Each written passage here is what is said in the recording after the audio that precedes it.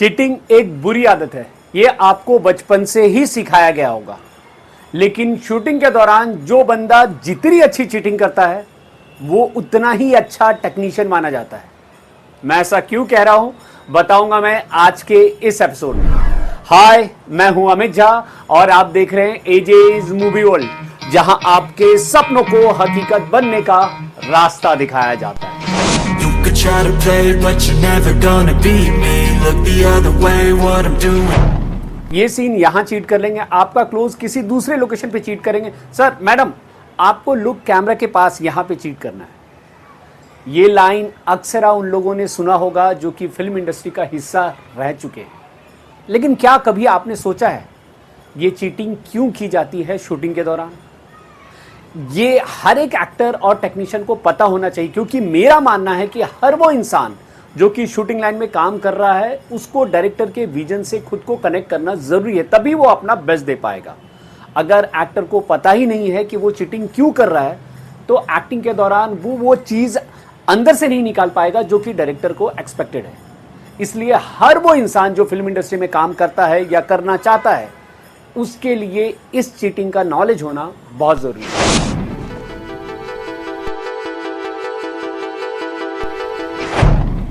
पैसा ले लिया, काम नहीं दिया, काम करवा लिया, पैसा नहीं दिया।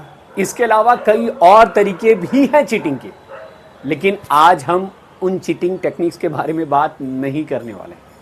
आज हम कुछ ऐसी चीटिंग के बारे में बात करने वाले हैं जिन्हें आप समझ जाए और सीख ले तो आपका इंडस्ट्री में करियर बहुत ही बड़ा और अच्छा हो सकता है। इसमें से ही पहला तरीका है लोकेशन चीटिंग। एक एग्जाम्पल के तौर पे आपको बताता हूँ।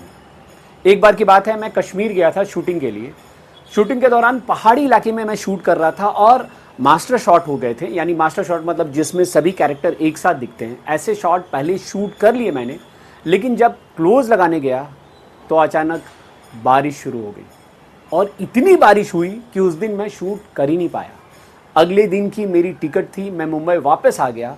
उसके बाद प्रोड्यूसर मेरे पास आए कि करना क्या है, कि हम कब कश्मीर वापस जाएंगे। लेकिन मेरे पास उस समय उतने डेट नहीं थे, तो मैंने प्रोड्यूसर को एक आइडिया दिया लोकेशन चीट करने का। मैंने प्रोड्यूसर को कहा कि मैं कश्मीर के लोकेशन की चीटिंग यानी क्लोजेस की चीटिंग मुंबई में करूंगा, और आइडिया लगाया शूटिंग करने का मुंबई के फिल्म सिटी में। जो लोग फिल्म सिटी जा चुके हैं उन्हें पता होगा, फिल्म सिटी ऑफिस के सामने लंबे लंबे पेड़ हैं, ऐसे पेड़ जो अक्सर कश्मीर में पाए जाते हैं।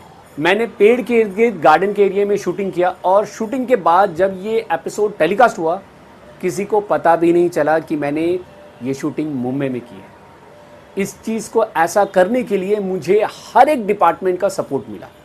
जैसे आर्ट डिपार्टमेंट ने कुछ एक चीज़ों पे काम किया, डायरेक्शन डिपार्टमेंट ने कुछ एक स्पेशल रिक्वायरमेंट दी, जैसे कि फॉग मशीन, जिससे वहाँ पे कोहरा सा फील हो। इवन दो हम लोग यहाँ मुंबई में जब शूट कर रहे थे तो उस समय बहुत गर्मी थी, लेकिन वो फील, ठंडा वाला फील लाने के लिए वहाँ पे फॉग मशीन का इस्तेमाल किया गया था। इसके अलावा स्नो मशीन भी बुलाया गया था ताकि क्लोज में पीछे हल्की हल्की स्नो गिरती हुई दिखी, जैसा मास्टर में दिख रहा था। इसके अलावा कैमरामैन ने टोन भी हल्का ब्लूइश रखा था ताकि देखने में लगे कि ठंडा सा फील है। तो इन सब डिपार्टमेंट ने ये छोटी छोटी चीटिंग करके उस शॉट को पॉसिबल कर दिया, ऐसा दिखाने पे कि ये शूटिंग कश्मीर में ही हो रही है। इसे कहते हैं लोकेशन चीटिंग। लुक चीटिंग क्या होता है? ये लुक चीटिंग सिंप्लीफाई करके समझाता हूं। जब भी शूट होता है पहले मास्टर शॉट होता है। अक्सर मास्टर शॉट में सभी कैरेक्टर्स अपने अपने जगह पे खड़े होकर के इनैक्टमेंट करते हैं या फिर बैठ करके। तो सभी कैरेक्टर को पता होता है कि उन्हें बाकी कैरेक्टर्स को किस जगह पे देखना है। लेकिन जब उसी सीन का क्लोज लगता है किसी कैरेक्टर का तो वो कंफ्यूज हो जाते हैं, क्योंकि बाकी सभी कैरेक्टर्स अपने जगह से हट जाते हैं और सामने कैमरा आ जाता है। ऐसे में कैरेक्टर कैसे डिसाइड करे कि उसे कहाँ पे देखना है? ऐसे में जब वो कोई लुक डिसाइड करता है, जो उसे याद होता है मास्टर में कहाँ पे कोई कैरेक्टर था, तो डायरेक्टर कट करके उन्हें लुक कैमरे के पास चीट करने को बोलते हैं। लेकिन ऐसी चीटिंग क्यों कराई जाती है जबकि एक्टर को पता है कि उस कैरेक्टर का लुक वहाँ होना चाहिए, क्योंकि जिस समय वो मास्टर शॉट हुआ था तो वो कैरेक्टर वहाँ पे है। तो फिर डायरेक्टर ये चीटिंग क्यों करा रहा है? कहीं इसका रीज़न ये तो नहीं कि कैरेक्टर का फेस अच्छे से दिखना चाहिए?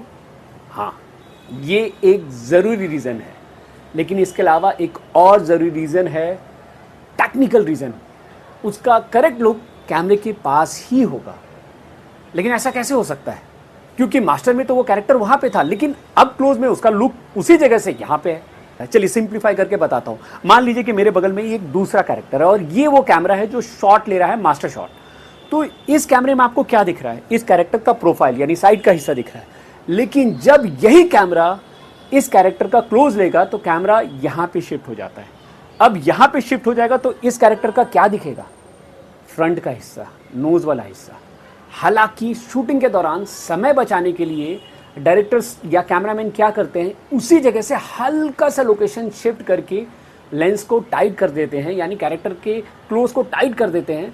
तो आपको देखने में लगता है कि अरे कैमरा तो यहाँ शिफ्ट नहीं हुआ है, लेकिन चूंकि बैकग्राउंड चेंज हो चुका है तो लोकेशन शिफ्ट हो चुका है कैमरे के लिए। इसलिए जो नए लोकेशन है उसके अकॉर्डिंग डायरेक्टर या कैमरामैन लुक देते हैं कैमरे के पास। ये वो टेक्निकल रीज़न है।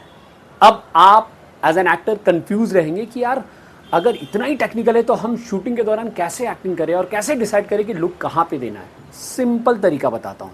जब भी आपका क्लोज लगे मास्टर के बाद, आप आँख क्लोज कीजिए और ध्यान कीजिए कि किस समय कौन सा कैरेक्टर कहाँ पे खड़ा था। जहाँ भी वो कैरेक्टर खड़ा था, आँख खोलने के बाद उस कैरेक्टर को उससे थोड़ा नज़दीक कर दीजिए कैमरे के पास। आपका लुक ऑटोमेटिकली सही हो जाएगा। इस तरीके का इस्तेमाल करके लुक चीटिंग में आप महारत हासिल कर सकते हैं। तीसरी चीटिंग है सेटअप चीटिंग, यानी कि पूरा का पूरा सेटअप ही चीट किया जाता है और बाद में ग्राफिक्स से उसे बना करके दिखाया जाता है जैसा डायरेक्टर को दिखाना है। इसके लिए एक्टर को क्रोमा के सामने इनैक्टमेंट करना होता है, एक्टिंग करना होता है। क्रोमा मतलब ग्रीन कपड़ा या ब्लू कपड़े के सामने एक्टिंग की जाती है और बाद में ग्राफिक्स के दौरान उस ब्लू कपड़े को की आउट कर दिया जाता है, यानी रिमूव कर दिया जाता है। उस ग्रीन कपड़े को हटा दिया जाता है और उस जगह पे वो चीज़ डाल दिया जाता है जो डायरेक्टर दिखाना चाहता है। ऐसे में इस सेटअप को चीट किया जाता है और एक एक्टर के लिए ज़रूरी है कि वो ज़रूर ये जान ले कि पीछे क्या दिखाया जाने वाला है, ताकि उसके एक्टिंग में उस चीज़ का थोड़ा इम्पैक्ट रहे। एक्टर्स चीटिंग क्या होता है? दरअसल शूटिंग के दौरान कई बार एक्टर्स कोई शॉट नहीं देते हैं, लेकिन जब आप फाइनली रिजल्ट देखते हैं तो आपको यही लगता है कि उस एक्टर ने वो शॉट दिया है। इस टेक्निक का इस्तेमाल अक्सर स्टंट सीन के शूटिंग के दौरान किया जाता है। दरअसल स्टंट सीन के शूटिंग के दौरान जो छोटे शॉट्स होते हैं वो एक्टर्स करते हैं, लेकिन जो जोखिम भरे शॉट्स होते हैं वो स्टंटमैन करते हैं। पहाड़ी से कूदना, छत से गिरना, गाड़ी चलाते हुए डाइव मारना, ये सब शॉट्स स्टंटमैन करते हैं। लेकिन उस सीन के, उस शॉट के एंड के हिस्से को एक्टर्स के साथ शूट करके ऐसा दिखाया जाता है कि ये पूरा शॉट उस एक्टर ने ही किया था। इसी तरीके से एक और चीज़ है जो टेलीविज़न इंडस्ट्री में इस्तेमाल किया जाता है, ड्यूब के साथ शूट करना। टेलीविज़न इंडस्ट्री में अक्सर एक्टर्स काफ़ी बिजी रहते हैं डे नाइट शूट करने के दौरान, तो कई बार ऐसा होता है कि मेन एक्टर शूटिंग पे आते ही नहीं है। उस सीन में कोई दूसरे एक्टर जो ड्यूप होते हैं, जो उन्हीं के कट खाटी के होते हैं, शॉट्स देते हैं जहाँ पे उनके बैक दिखते हैं मास्टर शॉट में, लेकिन क्लोज में वो एक्टर इनैक्टमेंट करते हैं। तो इस तरह के चीट शूट को एक्टर्स चीटिंग शूट कहा जाता है। अगर आपको मेरा ये वीडियो पसंद आ रहा है तो प्लीज़ लाइक कीजिए, सब्सक्राइब कीजिए चैनल को और शेयर कीजिए ज़्यादा से ज़्यादा लोगों से, ताकि पर्दे से उनकी दूरी कम हो सके। अब अपने सपने को पूरा करने के मिशन में जुट जाइए और इस मिशन में आपकी मदद करने के लिए मैं अपना अगला एपिसोड लेकर के आऊँगा इस मंगलवार को 5:54 पे इसी चैनल पे। तब तक के लिए keep trying hard until you succeed.